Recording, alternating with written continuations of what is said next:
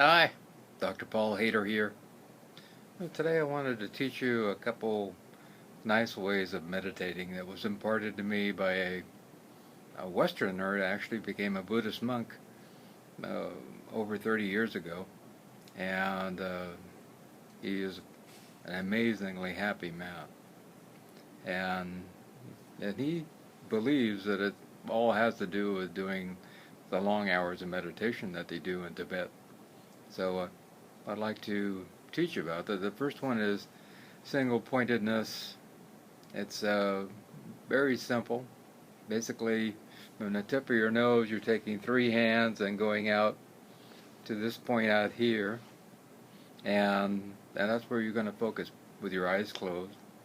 And then you're going to focus also on your breath.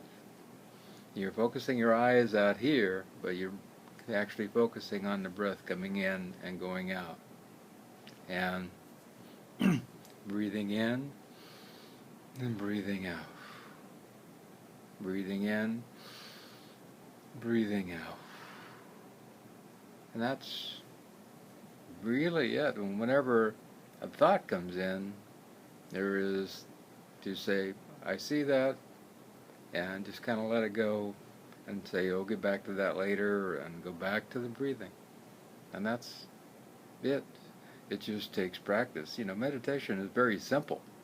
In fact, it's super simple, but it just takes practice. I've been doing it for 30 years, and as with all of us, we think that we are only beginning.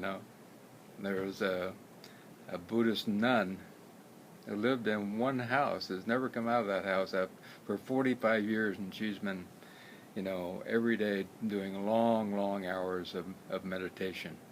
I think it's really a huge process which allows us to see that we can really have great peace and a great contentment just being in a house by ourselves, but she has people who bring her food and that type of thing all the time, but she has no need to go out into the rest of the world.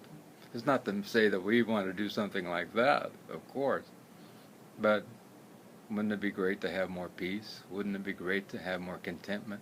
Wouldn't it be great to have let go of all the fear that we hold inside?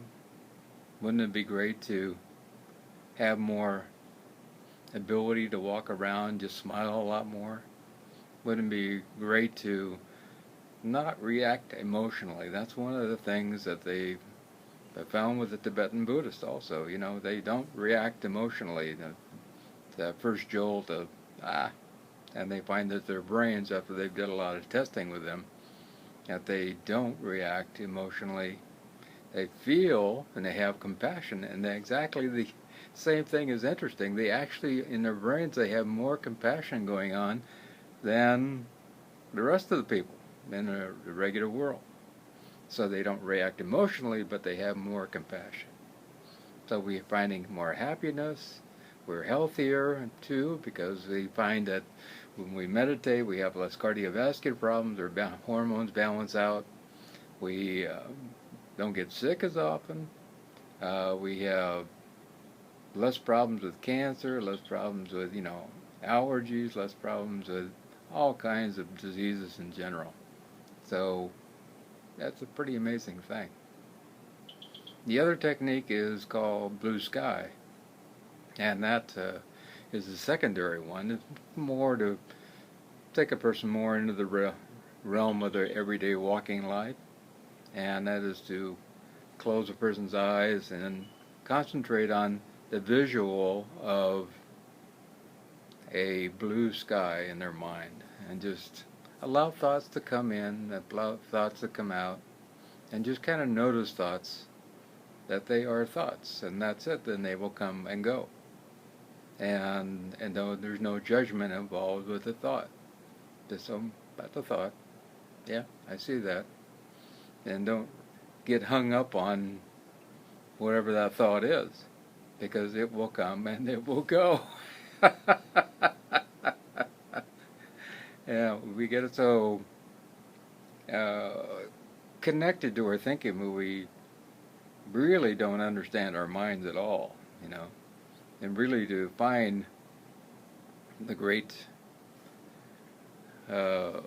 all-knowing understanding, we really need to know this thing here, understand and learn to control it, because it gets out of control all the time. And most people say, oh no, my mind's in control. No, not really. And that's why sitting in for long hours doing meditation is very important. And it can make a huge difference in a person's life, because we don't get caught up in all the emotions and all the stuff that's going on in our head that drives us crazy on a regular basis. And if we don't have all that stuff, what's left? What's left is peace. So we allow ourselves to go into that great place of peace. And the blue sky meditation is, like I said, just sitting, visualizing that blue sky. The blue sky makes us happy. And if you just think about a blue sky, automatically there's kind of a smile that comes to your face. And I find that very interesting, because the people become happier with that meditation also.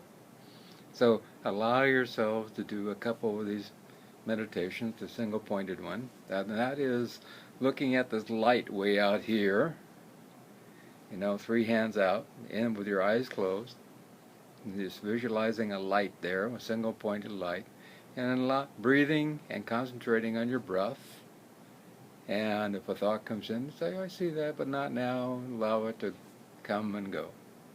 The blue sky is to visualize with your mind, with your eyes closed, with your mind, and breathing deep and allowing your breath to flow, and just noticing thoughts. Yep, that's another thought. Wow, that's another thought. And there's no judgments of any kind, but looking at that blue sky and being connected to that blue sky and feeling the happiness of that blue sky. It's a very simple process, but I can tell you right now, if everybody in the world were to do some kind of meditation, and really I don't have any qualms about any kind of meditation. Some of them are really more concentration techniques, but all of them are good. And if everybody were to do some kind of meditation, the world would not be in the challenges that it is right now. Everything would be totally different. And I think that we should allow ourselves to move in that direction. I bet there's probably 1 in 10,000 who actually does meditation in the world. You have 7.5 billion people, and there's very few that actually do and sit down and do meditation twice a day. And I would recommend you do these meditations, each one of them, for 30 minutes in the morning. Do one, and in fact, if you're going to do both of them, do the single-pointed one first thing in the morning, 30 minutes, and do the blue sky 30 minutes in the evening, about 4 or 5 o'clock, and that way their evening goes better. And that will make a huge difference also. But meditation is powerful. It's been around for a long, long time.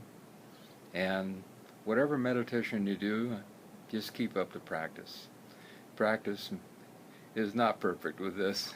You'll have good days, you'll have bad days with meditation. It's just not really bad days, but just a little harder. But you just sit down and you do it again and again and again, and it actually changes our brain. It makes the prefrontal cortex thicker. Actually, the amygdala, which is the emotional area of the brain, starts to calm down. We see that on PET scans. And we start using other parts of the brain and start actually moving more information from one left to right side of the brain also. So we actually start healing the brain. And this can be really great for anybody who's had some kind of brain injury, or people with ADD, or kids with ADD of any kind.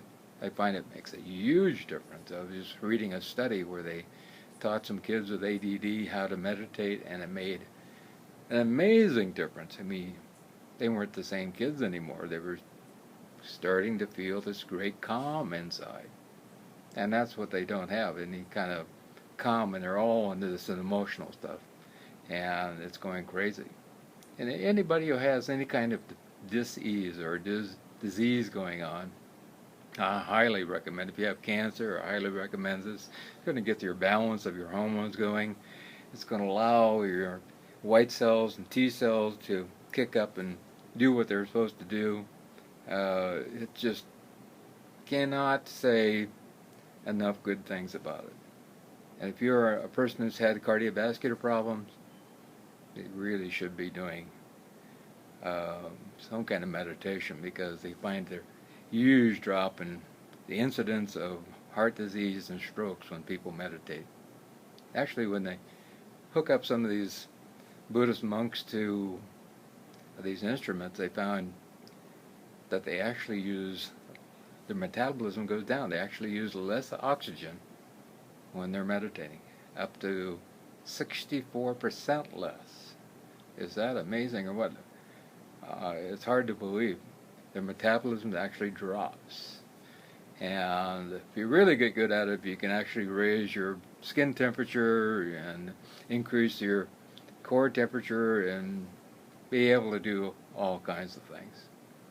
So try these two different types of meditation. And the thing is to make a promise to yourself that I'm going to do this every day. And get up and do it every day. One of the first things that you do is that first you go to the bathroom, and of course you do your meditation. And when you first get home, do your meditation. And if it becomes a real habit, it will change your life. I love you.